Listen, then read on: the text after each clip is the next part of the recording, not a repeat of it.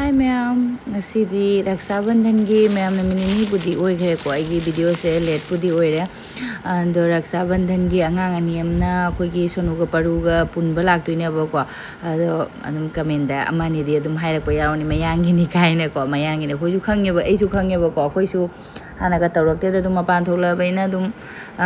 ma'am na sum harau ba kai dum taw ba do gi dum taw ba hai du ne ado angang aniam na ai ga ai gi hai paru ga Sonu ga pun ga ne la ka ne taw ne do mo ni gi gift ni si se na angang nupi masa ai purse ka pam ja bani na ko ai bo ina pa me ai ina paining na loi ko hanu bi phara ga ado purse nu si man gi na ina ani se lau bani ado si se odi pack taw san ge akoi Sonu ju school chaki Sonu na school de halak ma kuta khudang da mari ga ki ra pun na la ko da man harau gi ba do hore yeng me ado school da gi halak tri ma se adu ga si pas mamang daga napi ba butterfly ga se ong ado muksi gi cherang si da han chale adu ga ina gi paper le me ba ko ase gi paper da dum sal lage sum sumain ta pi ba do nungai ta ba gi ado gi paper se chaw bani na adu mai ka thale adu ga dum ka ba ga dum chan chal lage sumain taw na ina pack taw sal ado ai su chak thongi Sonu su school da gi halani paru gi di shuti pire paru gi di school shuti pira ko Sonu sim ta piram mari nunga ga pirak te do su ma di chakare halani Sonu su hale ai mai han mo kudang yeng ba pun na lai harau ba loi do ni loi ra mane ko Sonu rakhi me am ki bire ni nang na ki ke no nung ning di do khana ra lai ro school ga ha wa ba gi ro ke do ba gi se ga do nge kana gi bire ba gift ti em pidra आशीर्वाद पिरम बड़ा ये Monday को देने के लिए हराओ बदल हो जाए परू ले रही हंदा माँ जंगल रोड परू से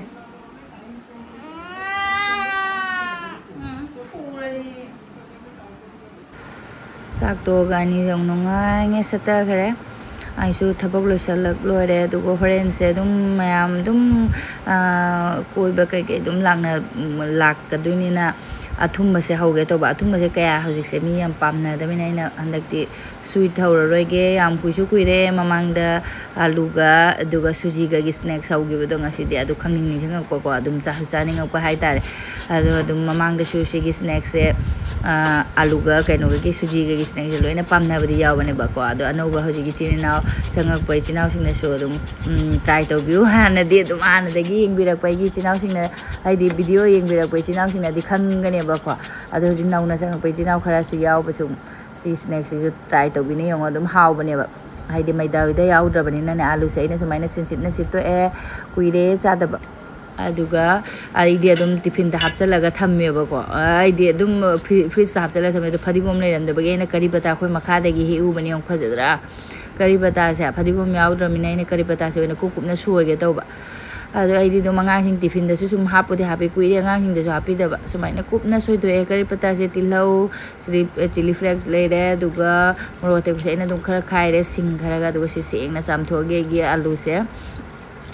aduga tengot ani khak horen tengot ang kha suji hap to ni ne tengot ani khak ising hap ani aduga tilau ke sing se loina hap chal laga photo ge ka ba tilau moro sing sanam di hap tre tilau su su ina mamang da di hap da bane ba ko ma'am andu mai na ya maga di dum freeze da hap chan thamaga nongala ga ngang tuition school gi tiffin da dum tawra ga hap ba ado tilau se ngasi di dum hap chale ma'am sum chana doini na ina aduga thung ga tang hap wat ka dra khang de thung gi tang ga hap chal lage aduga jira mapung kitang hapchan mani ina hanju cha doini na ngang hing tan ta bani na da thau kitang hape aduga se se okhai raga makung gu bisala tham ge aduga amuk tang sauhal lage adum alu si su pa na sin sin sit paina horen su taw bo ga fry taw du min na ko taw du na adum yam hena ka mun be ma thau ta de ba phajana saure aduga ngak tang tham ge ni tam amaga tang aduga phajana okhai re aduga ina suji lau thoki ge nga sai tengot on gi ba tengot ani do suji ising tengot ani nga suji tengot am ga lau bane na aduga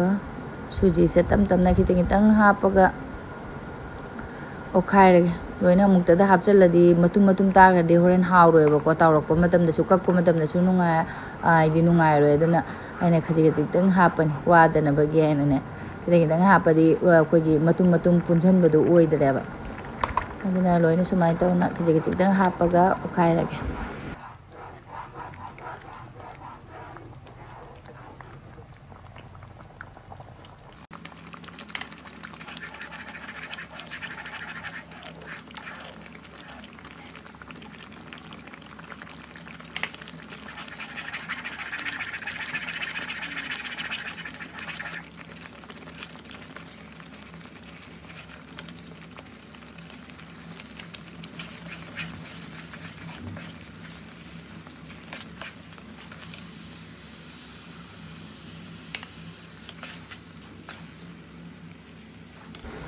aduga black pepper powder se haw bani ko si marak se da dum hapa morok podi jawre du si na mugat ang oinamba mi yaw bagi ene black pepper powder se ngasai de haw ke do kaw thung ha powder hap challe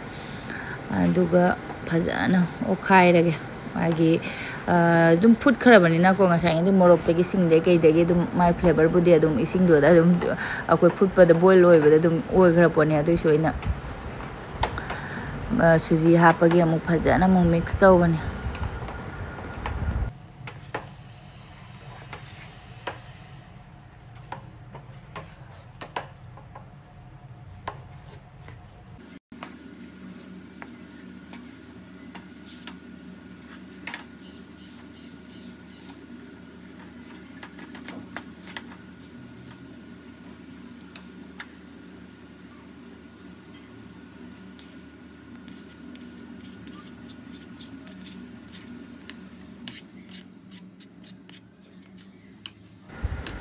Yarani aduga khabai dat pakpange loina hina kothoe aduga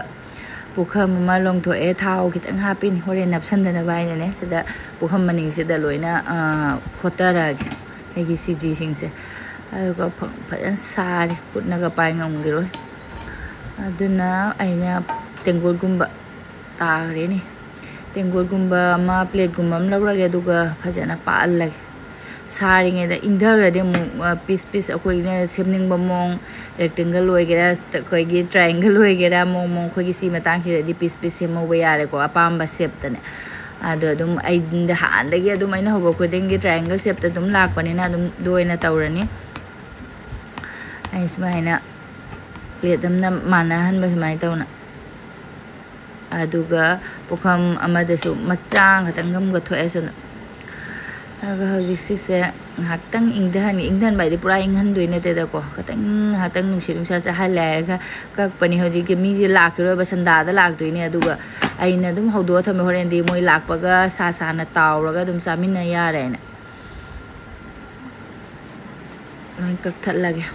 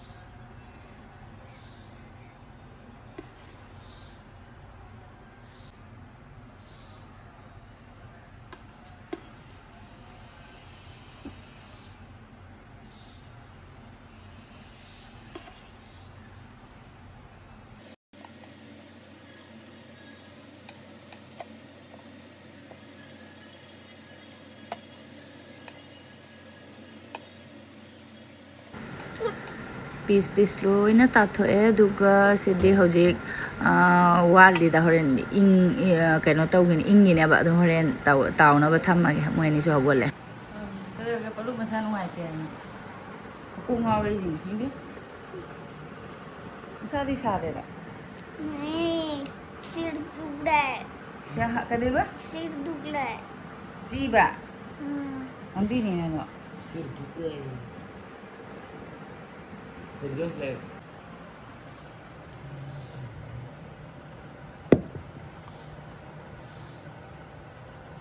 Kasih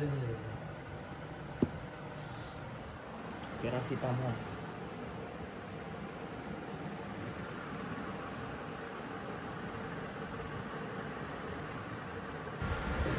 Paru mi ngai beda ware lakhidare. TV yengaga khange aduga hajik mi su lae aduga rakhi leire sida mithai ga hajik Sonu ga paru ga pullani punbai video di hapchadre mayam loirabanina hajik chanaba thaknabagi changanga phajana sandage dum koi mayam enjoy tawrani Raksha Bandhan numitki aigi handaki piece khatang de piktak tawra taw loirakpada Pixan gibra kaino khangde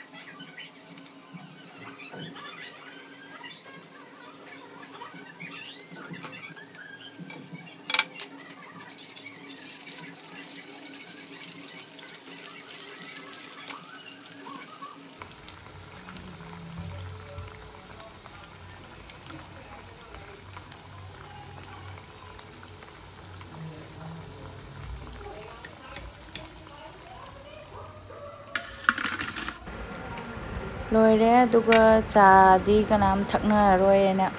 hairabanina dum kainoina tomato ketchup koina akoi dum chaminaurani mayam tauna chaminare loire aduga loigi khanghaudre dum aduga paru se masa nili tawkhale khara 45.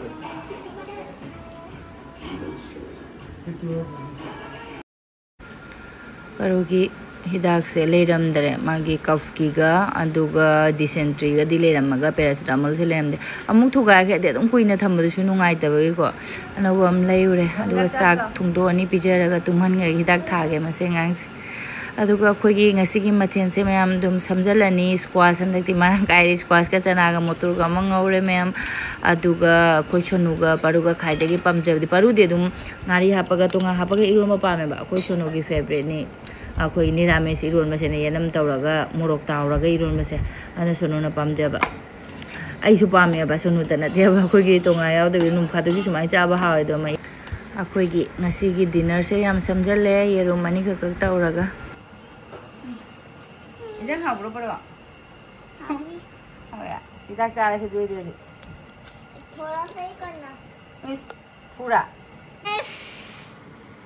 ना तब हम मसाला मीठा है तो pink colour का मीठा होता है पियो पियो सर जैसे Akau